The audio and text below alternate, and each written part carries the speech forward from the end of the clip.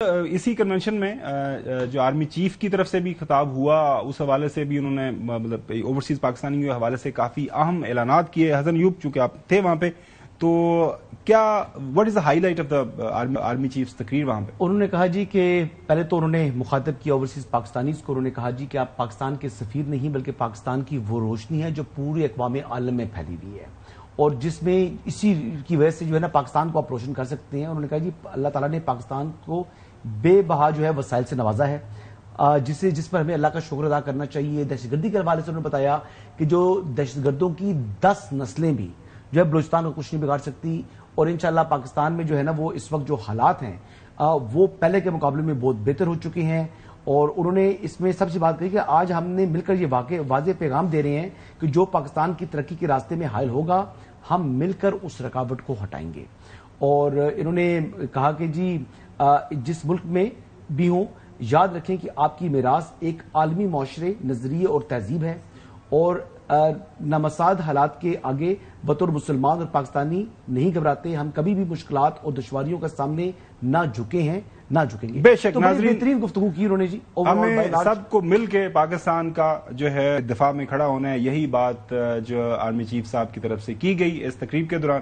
تو ہم امید رکھیں کہ مختلف استعفا پرائم منسٹر اور چیف آرمی سٹاف یہ دو لوگ جو ہیں یہ یک زبان ہو کر وعدے کر رہے ہیں, ان کو ایشور کر رہے ہیں, ان کو کہہ رہے ہیں کہ جی آپ پاکستان میں سرمایہ کاری کریں, پاکستان میں آپ آئیں, پاکستان کا آپ اثاثہ ہیں, پاکستان کے آپ سفیر بنیں اور پاکستان کا ایک روشن اور ایک مثبت چہرہ جو ہے وہ دنیا میں آپ پریزنٹ کریں, پروجیکٹ کریں.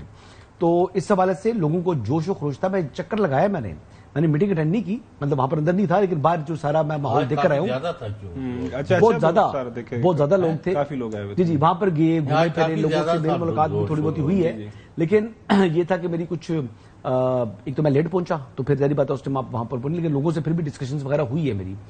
تو دیکھیں محب وطن پاکستانی ہے, یہ ہم سے زیادہ محب وطن اس لیے ہیں کیونکہ ان کو اپنا وطن ہونا کا یا پردیس کاٹ رہے ہیں تو ان کو اپنے وطن کی اہمیت کا اندازہ ہے, اپنے ملک کی اہمیت کا اندازہ ہے اور وہ پاکستان سے پیار کرتے ہیں اور پاکستان میں وہ انویسٹ بھی کریں گے, اپنی جانی اور مالی قربانی کریں گے.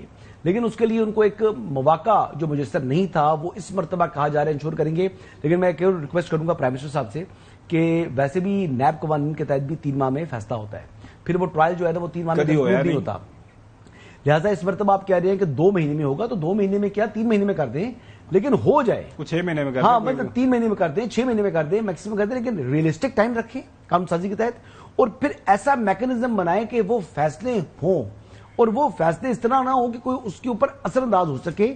یعنی یہاں پر تو انفارچونیٹلی جو تفتیشی ہوتے ہیں یا جو اس چیز کی انکوائری کر رہے ہوتے ہیں گڑبڑ تو ساری وہاں سے سٹارٹ ہوتی ہے, پھر نیچے سے وہ جو رپورٹس ایسی جاتی ہے جس کے اوپر جج نے فیصلہ کرنا ہوتا ہے.